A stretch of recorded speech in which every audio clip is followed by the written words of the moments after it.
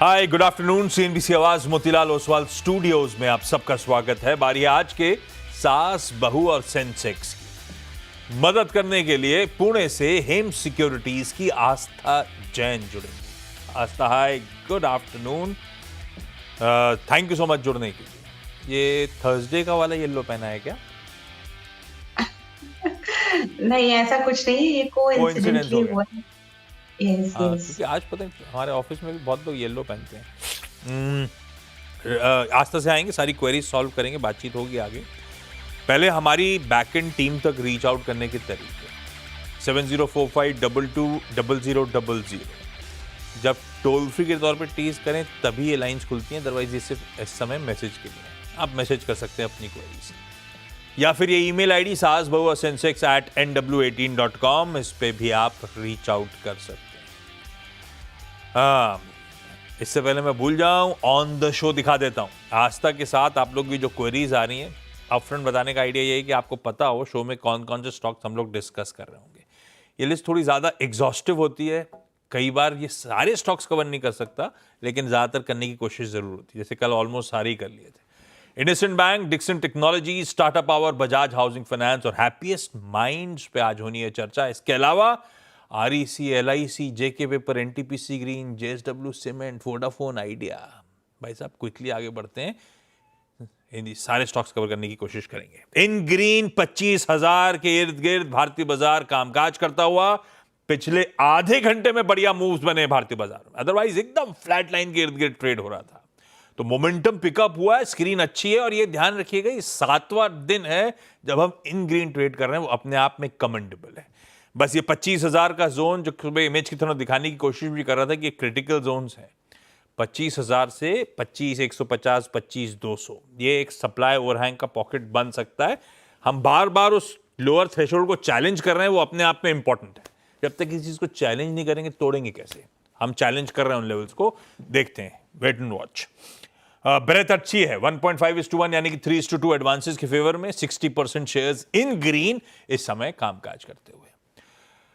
और सवाल जवाब के लिए आज हमें अमृतसर, मुंबई, उदयपुर जाना है। आगे एक फोन लाइन पे भी जोड़ेंगे, बाद में देखते हैं कौन होगा। लेकिन अमृतसर से अक्षया जी जुड़ती हुई। अरे नहीं जुड़ पाई हैं, जुड़ी थी वो डिस्कनेक्ट हो गई हैं, प्लीज रिपैच करिए। तो मुंबई जा रहा हूं जब तक ऋतु दराक जी के पास। ऋतु मैम नमस्ते, गुड आफ्टरनून। ऋतु मैम कब से स्टॉक मार्केट में हो? 2 ईयर, 2 साल से। 2-3 साल से, ओके। और ऋतु मैम स्टॉक कैसे चुनते हो? आप खुद ही अपना स्टडी करके डिसाइड कर रहे हो? हाँ, हस्बैंड के थ्रू। हस्बैंड के साथ। हस्बैंड एक्सपर्ट है एकदम स्टॉक मार्केट के? हाँ। जॉब पे जाते हैं कि स्टॉक में दिन भर ट्रेडिंग करते हैं? अपने जॉब पर जाते हैं। और अच्छा, पहला सवाल ऋतु मैम कौन सा? जेके पावर,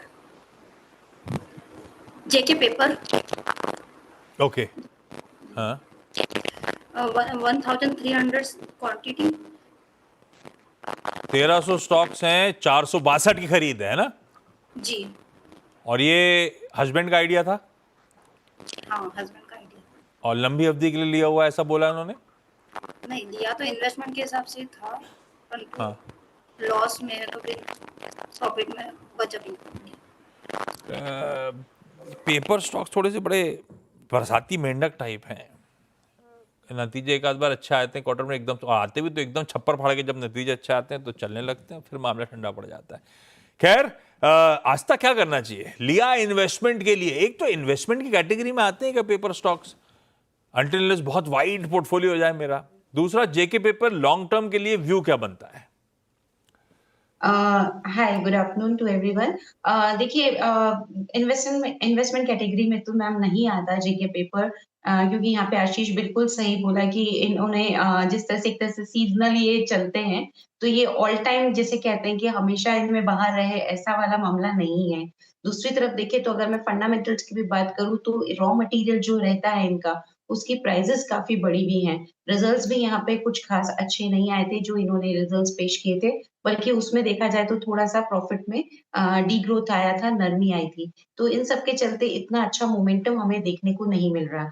आपकी खरीद ऊपरी स्तरों पे है, तो अभी आप वेट करिए, लेकिन ये थोड़ा-सा आप तैयार रहिए कि थोड़ी-सी गिरावट और आ सकती है। 397 के आस-पास चल रहा है। मेरे हिसाब से नीचे में ज़्यादा नहीं, 390, 385 तक जाएगा, अगर गया तो। उससे ज़्यादा नीचे की एक बार प्रोबेबिलिटी कम लगती है।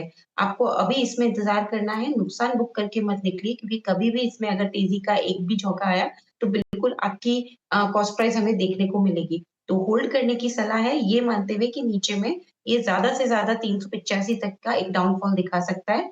बने रहिए इस काउंटर में, लेकिन स्टॉप लॉस जो आपको लगाना होगा, वो तकरीबन अभी अगर बड़ा लगा सकते हैं तब तो 350 का लगाइए, लेकिन काफ़ी बड़ा हो जाता है 350 का, इतना बड़ा नहीं लगा सकते, तब भी 375 का स्टॉप लॉस ज़रूर लगाइएगा मैम।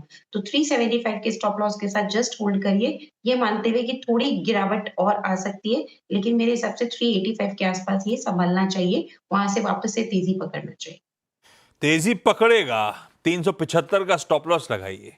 लेकिन अगर लंबी अवधि का सोच के आप और आपके हस्बैंड ने रखा है जेके पेपर, तो उस कैटेगरी का स्टॉक नहीं है, ये ध्यान रखिएगा। अच्छा, उदयपुर से कृति बागिया जी जुड़ती हुई। कृति मैम, गुड आफ्टरनून। गुड कृति मैम, आफ्टरनून। आपको कितना टाइम हो गया स्टॉक मार्केट में? ज्यादा नहीं, 4-5 मंथ्स, 6 मंथ्स। क्यों आए स्टॉक मार्केट में? पहले से मन था, टाइम मिल गया, या कोई और रीजन था? नहीं, टाइम मिल गया पहले काय में बिजी थे? बच्चे के साथ। और आप स्टॉक कैसे चुन रहे हो लास्ट 4-5 मंथ से? जो जो स्टॉक्स लिए, कैसे लिए? एक्चुअली फैमिली के रिकमेंडेशन से, कुछ स्टडी की, कुछ फैमिली रिकमेंड की। तो पोर्टफोलियो कर 4-5 महीने में जो लगाया स्टॉक में, पैसा बन रहा है, नहीं बन रहा है? ये मतलब कुछ अभी तक प्लस में हूँ। चलो, फैमिली की रिकमेंडेशंस बढ़िया रही। बाजार अटका हुआ है तो भी पोर्टफोलियो प्लस में है, तो बुरा नहीं है। कृति मैम, पहला सवाल कौन सा? LIC के शेयर्स लिए थे 904 रुपीज में, और हाँ। क्वांटिटी है 30। तो इसको होल्ड करना चाहिए या बाहर निकल जाना चाहिए? और लिया क्यों है? लॉन्ग टर्म का सोच के लिया था, या ट्रेडिंग थी कि सोचा था एक दो नहीं, दिन में लॉन्ग चल टर्म जाएगा, पे। निकल जाऊंगी? लॉन्ग टर्म के लिए सोचा हुआ है। जी। Astha Life Insurance Corporation of India long term के लिए ये दिग्गज है कैसा पोर्टफोलियो में? जी बिल्कुल, देखिए यहाँ पे लॉन्ग टर्म की बात करें तो लॉन्ग टर्म में भी ये ठीक है, लेकिन अभी कुछ समय तक थोड़ा नरमी में ये रह सकता है, थोड़ी गिरावट दिखा सकता है। वैसे लंबे समय में अगर यहाँ मैं कुछ समय की बात करूँ तो माइट बी 2-3 हफ्ते या फिर 15-20 दिन तक आप मानिए, सिर्फ़ उतना टाइम फ्रेम है कि ये थोड़ा-सा वीक हो सकता है, तो तैयारी रखिए मैम। लेकिन लंबे समय में जिसमें कि हम 6 महीने या उसके ऊपर की अवधि मानते हैं, उसमें ये ठीक हो जाएगा। ये काउंटर अभी कुछ समय तक एक दायरे में भी घूमता रहेगा, और दायरा इसने मोटा-मोटी जो बना लिया है, वो 850 से 900 के बीच में है। आप अगर देखेंगे तो लास्ट 15 दिन से ये इसी दायरे में घूम रहा है। नीचे में 850 को नहीं तोड़ता, ऊपर में 900 को नहीं तोड़ पा रहा। तो ये कुछ दायरे में ही घूमता हुआ रहेगा। जिस दिन इसने 900, 910 के ऊपर की चाल पकड़नी चालू की, तेज़ी इसमें हमें लौटती हुई नज़र आएगी, जो इसको फिर 950 से लेके 980 तक लेके जाएगी। लेकिन अभी थोड़ा-सा वीक और थोड़ा दायरेमंद कारोबार 850 से 900 के बीच में, हाँ। 910 के बीच में हमें देखने को मिलेगा। इसमें आप पेशेंटली होल्ड करिए स्टॉप लॉस के साथ, और वो स्टॉप लॉस अगर आप लगा सकते हैं 840 पे तो बेस्ट रहेगा। टू बी वेरी प्रिसाइज़ 839 का एक स्टॉप लॉस लगा लीजिए और बने रहिए मैम पोज़ीशन में, ये मानते हुए कि कुछ समय तक 850 से 910 के बीच की चाल ये दिखाता हुआ नज़र आए। अच्छा, ये स्टॉक तो कृति मैम ने ले लिया था, इसलिए चलिए ये व्यू आया। अगर लाइफ इंश्योरेंस स्पेस पे ही दाव लगाना है और एक स्टॉक चुनना है पोर्टफोलियो के लिए, तो आस्था आपका पिक कौन सा है इस स्पेस का? एचडीएफसी लाइफ ये काउंटर मुझे ज़्यादा अच्छा लगता है। एचडीएफसी लाइफ हो गया या फिर एसबीआई लाइफ हो गया, तो मुझे ये 2 काउंटर्स ज़्यादा बेटर लगते हैं लाइफ इंश्योरेंस कॉर्पोरेशन से। लेकिन ये काउंटर भी खराब नहीं है, एक गवर्नमेंट एंटिटी है तो आशीष हम सब जानते हैं, वो ट्रिगर उसको मिलता नहीं है, एक स्लो मूवर रहता है, और अभी तो चार्ट्स के हिसाब से एक तो मैम फिर, दायरेमंद कारोबार ही तो आप दिखाता हुआ होते तो आप नज़र। स्विच कर जाते ना? मैं इसमें ये इतना भी खराब नहीं है कि मैं लॉस बुक करके स्विच करूँ। हाँ, प्रॉफिट में होती तो डेफिनिटली प्रॉफिट बुक करके मैं ज़रूर स्विच करती, लेकिन नुकसान बुक करके नहीं, क्योंकि इतना भी खराब बिल्कुल काउंटर ठीक। नहीं है कि इसमें नुकसान बुक किया जाए। जी। मैंने कहा हर पहलू टटोलूं, बिल्कुल सही। रितु मैम, अगला सवाल।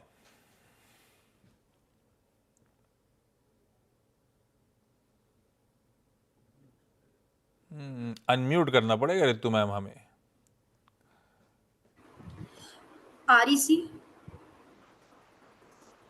REC, ये क्वेरी 600 दिखाइए। क्वांटिटी हाँ, 578 और ये भी लॉन्ग टर्म, हस्बैंड सिर्फ इन्वेस्टमेंट के लिए लेते हैं, लंबी अवधि के लिए, ऐसा है? जी।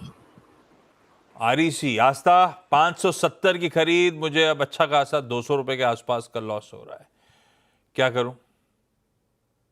देखिए आशीष, लास्ट 2 हफ्तों से मोटा-मोटी हम बात करें तो एक बॉटम बनाने की कोशिश की है इस काउंटर ने, और वो मोटा-मोटी जो बना है वो 350-345 के स्तर पे बना है। अगर इसने 380 के ऊपर निकलना चालू किया, और निकलने से मतलब है कुछ समय तक टिकना चालू किया, उसके ऊपर के क्लोज आने लगे, तो फिर हम मानेंगे कि ये जो बॉटम 350 का बना है, ये बॉटम अब बन चुका है फाइनली। तो ये एक देखने वाली बात है मैम, थोड़ा-सा आप इसको समय दे दीजिए, अभी तो होल्ड करिए, क्योंकि in the process of upside ये लग तो रहा है कि ये काउंटर अब जाने की कोशिश करेगा, बट कंफर्मेशन जैसा मैंने बोला 380 के ऊपर आता है, तो होल्ड करिए, इसमें भी नुकसान बुक करके निकलना नहीं है। हो सकता है कॉस्ट प्राइस को आने में काफ़ी समय लग जाए, लेकिन अभी आप इसमें वेट कर सकते हैं, क्योंकि ऑलरेडी आप इतना डाउनसाइड देखे हुए हैं। तो वेट वेट कर लीजिए 345 के स्टॉप लॉस के साथ। अगर सब कुछ ठीक रहा तो मोस्ट प्रोबेबली 400-405 तक पहला टारगेट ये दिखाता हुआ नज़र आएगा, 380 के ऊपर गया तो। ओके, कृति मैम, नेक्स्ट क्वेरी। LIC के बाद कौन सा stock ma'am? NTPC green. NTPC green 138 लिए हुए, 108 IPO के समय का है क्या? हाँ जी। हाँ। आज तक क्या करें, अच्छी तेजी दिखाने के बाद वापस मामला ठंडा पड़ा था, एक समय तो अभी भी IPO के भाव के नीचे ही चल रहा है। NTPC ग्रीन है कैसा? जो IPO के समय से इन्वेस्टेड है उन्होंने हर तरह के देख लिया मूव आता हुआ, लॉन्ग टर्म के लिए रखना है नहीं रखना? देखिए 155 तक इनफैक्ट आशीष इसने चाल दिखाई थी जब ये हाँ, आईपीओ आया था। 108 पे आया था, और उसके कुछ ही दिनों में 4-5 ट्रेडिंग सेशंस या 6-7 ट्रेडिंग सेशंस में ये 155 तक भी जा चुका था। तो काफ़ी ऊपर-नीचे के मूव्स दिखाए हैं, लेकिन अभी जो यहाँ पे फॉर्मेशन है चार्ट्स पे, वो तो इतनी पॉजिटिव नहीं लग रही है। मल्टीपल रेजिस्टेंस है, यानी कि मैम बहुत सारी रुकावटें हैं इसके लिए, और अगर मैं बात करूँ मेजर रुकावट, तो वो इसको बार-बार 108 जो कि आईपीओ का प्राइस है, वहीं पे फेस करने को मिल रही है। तो ये 108 का लेवल जब तक तोड़ता नहीं है, तब तक ये वापस तेज़ी में बनेगा नहीं। तो अभी होल्ड कर लीजिए इसमें भी, क्योंकि बहुत नज़दीक है आपकी कॉस्ट प्राइस के, तो कोई दिक्कत नहीं है। ये कभी भी आ जाएँगे ये लेवल्स आपकी कॉस्ट प्राइस के आस-पास। इसी उम्मीद में आप बने रहिए। स्टॉप लॉस ज़रूर मेंटेन करिएगा, और अगर आप स्टॉप लॉस मेंटेन करते हैं 99 के लेवल पे, तो ज़्यादा अच्छा है।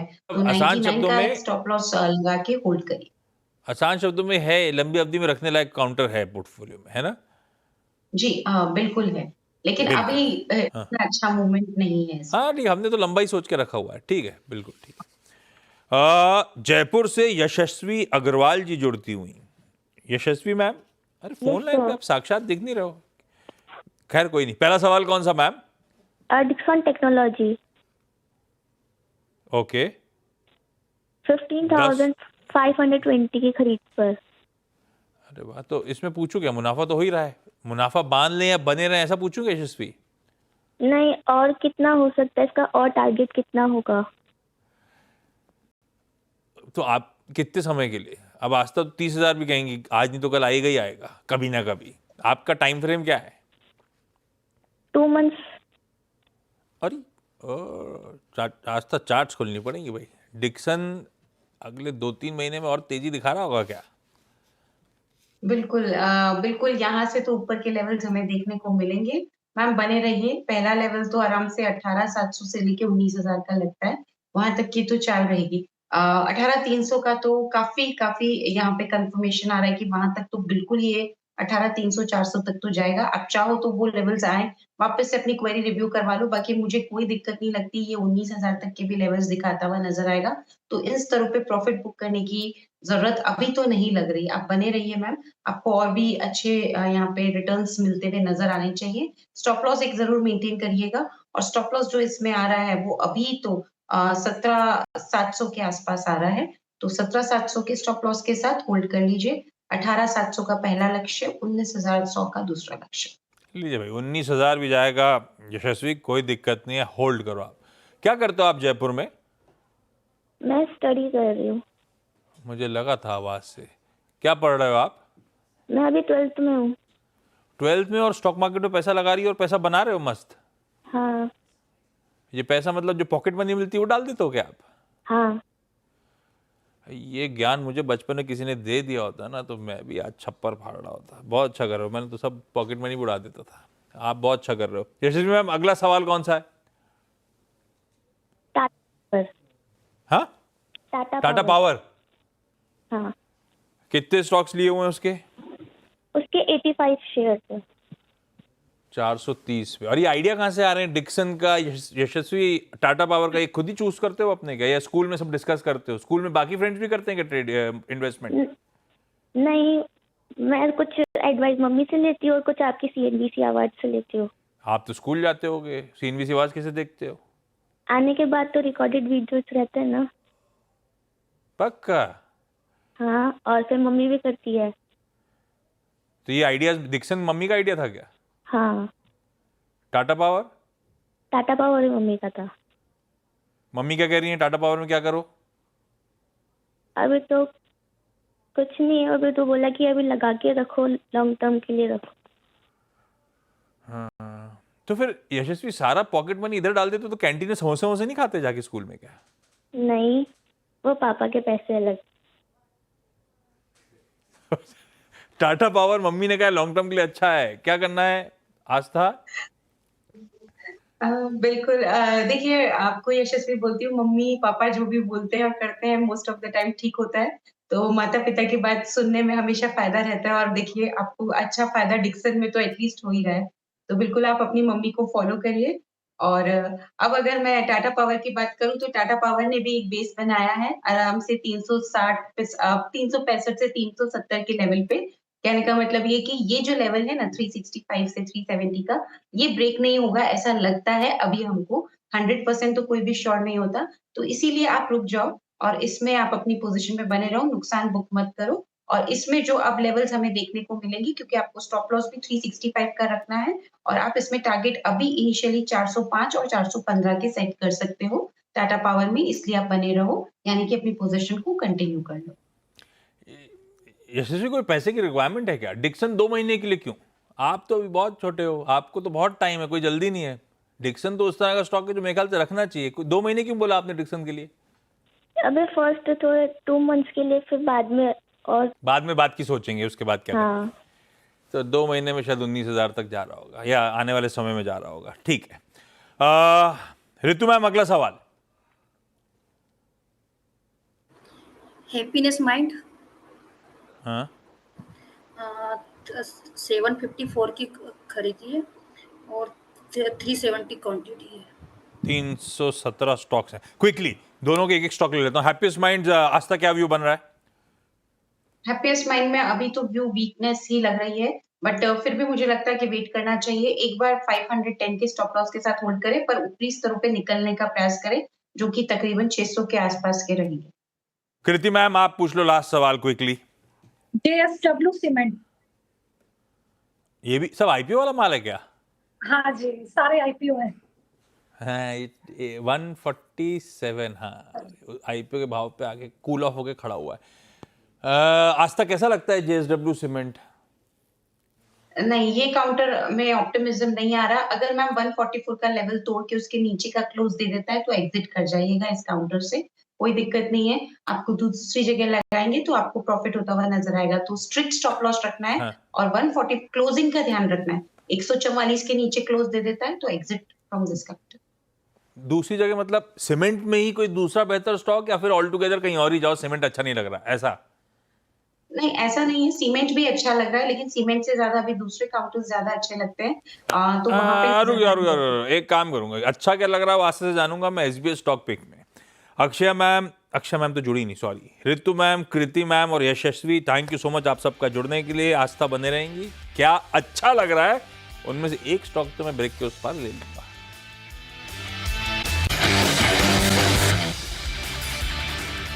चलिए, ब्रेक के बाद आप सबका स्वागत है एसबीएस स्टॉक पिक का स्टिंग प्ले आउट करिए। आस्था, बहुत कुछ पसंद आ रहा होगा, लेकिन इस समय सबसे प्रिफर्ड एक आइडिया कौन सा? बारी एनर्जीज अच्छा लग रहा है, बहुत अच्छी तेजी में है और energy space as a whole काफी अच्छा तेज हुआ है। और जिस तरह से विक्रम सोलर का भी आईपीओ आया था, तो जब इन दोनों को कंपेयर करते हैं तो बारी एनर्जी अभी भी रीजनेबली प्राइस लगता है। इसमें अब नेक्स्ट मोमेंटम 3950 से 4000 तक का लगता है। तो कोई भी गिरावट आए, क्योंकि आज बहुत ज्यादा तेज हो गया है, थोड़ी भी गिरावट आती है तो 4000 से लेके 4100 के लक्ष्य के लिए बिल्कुल बारी एनर्जीज में खरीदारी करने की सलाह है।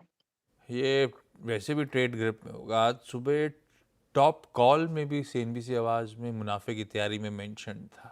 ये देखिए क्या मूव्स बन रहे हैं। खैर रास्ता, थैंक यू सो मच जुड़ने के लिए। हमारी अगली मुलाकात अब 1:27 पे होगी न्यू यॉर्क कंपनी में। कल हमने अर्बन कंपनी के टॉप मैनेजमेंट से बात करी थी।